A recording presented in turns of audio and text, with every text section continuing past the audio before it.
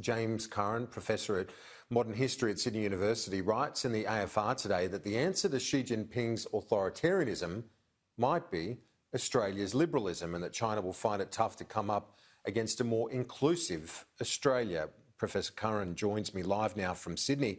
A very interesting argument. So use our strength to tackle what is a potential weakness, really, for China, Professor Curran.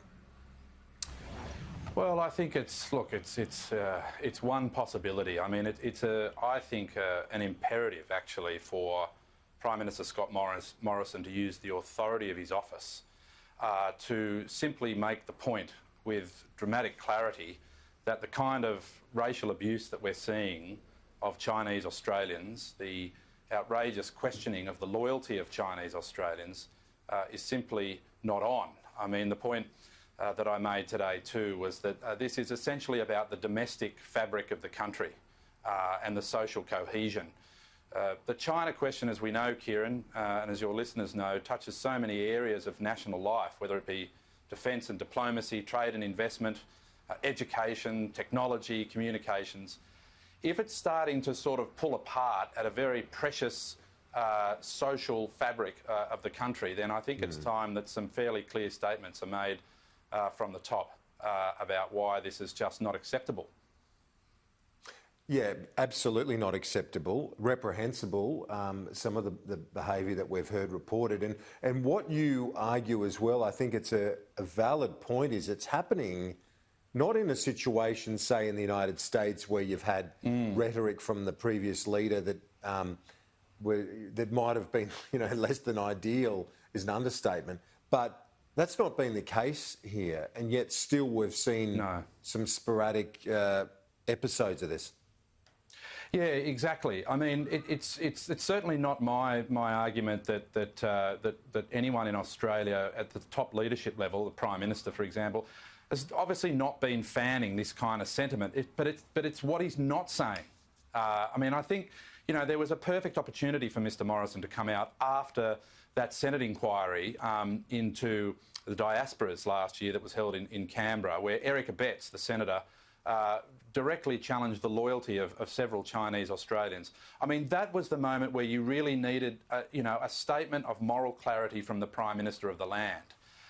We haven't had that kind of Trump-like fanning of those regrettable sentiments. But I think the other point about it is that, what is generating so much of the debate in Australia is fear, and fear of China. And there have been several moments in our past history where fear of China has been absolutely to the fore, whether that be in the 1850s over the gold rushes, during the 1960s when you had the Democratic Labor Party and B.A. Santa Maria whipping up anti-China sentiment. I mean, that was a very strong political environment at the time that saw China as fearful of China. And we're in another episode of that today, where that kind of sentiment is to the fore. And it doesn't need to be working its way down to the level where Chinese Australians are feeling under threat and are feeling being the victims of some terrible and degrading and really quite shocking racial abuse. Yeah, it is. And it's also, the context is you've got more than 1 million Australians of Chinese heritage. So it's not like you're talking about it's not some isolated sort of minority. It's a population that's made a massive contribution to this country.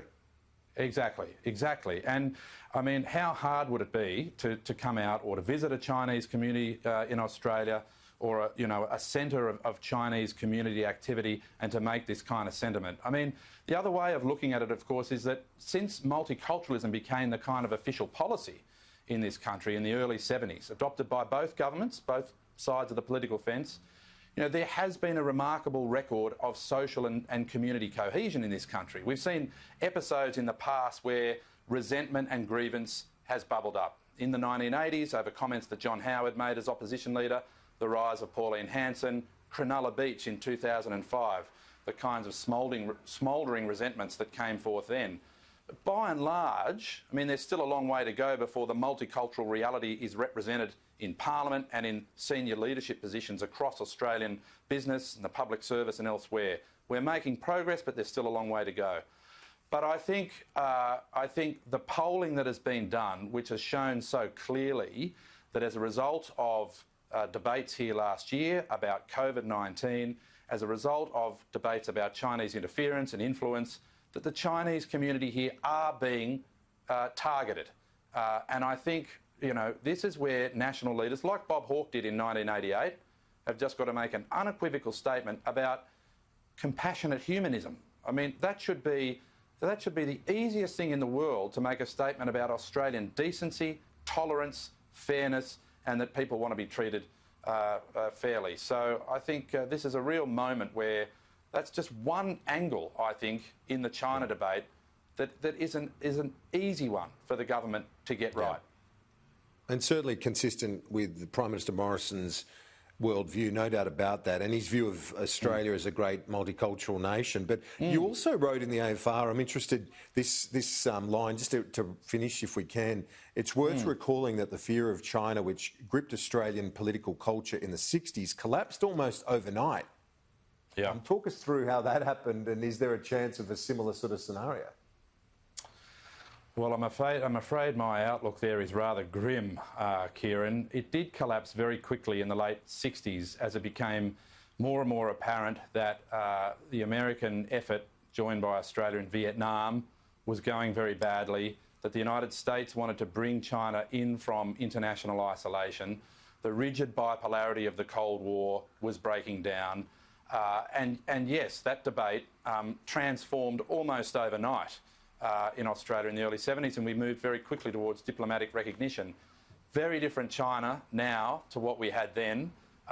Xi Jinping is pump-priming a very aggressive brand of Chinese exceptionalism, which focuses the mind in this country and other countries in the region. We don't want to be pulled into this kind of Chinese orbit, and he's showing no signs of abating in terms of the way he's treating his own minorities in his country, let alone the expansive vision he has abroad. So this will take, I think, a long time to shift. There are judgments that are being formed in this country now, as well as in the region, at the popular and political level, which China's not helping by its aggressive behaviour and its wolf warrior diplomacy, that I think are going to be very, very difficult to displace. But my argument today is that when it breaks through at the community level and you feel that you're having Chinese Australians being targeted in the way they are, that this is where governments have to step in and take an elevated position of moral leadership. Professor James Curran from Sydney Uni, thanks. Thanks, Kieran.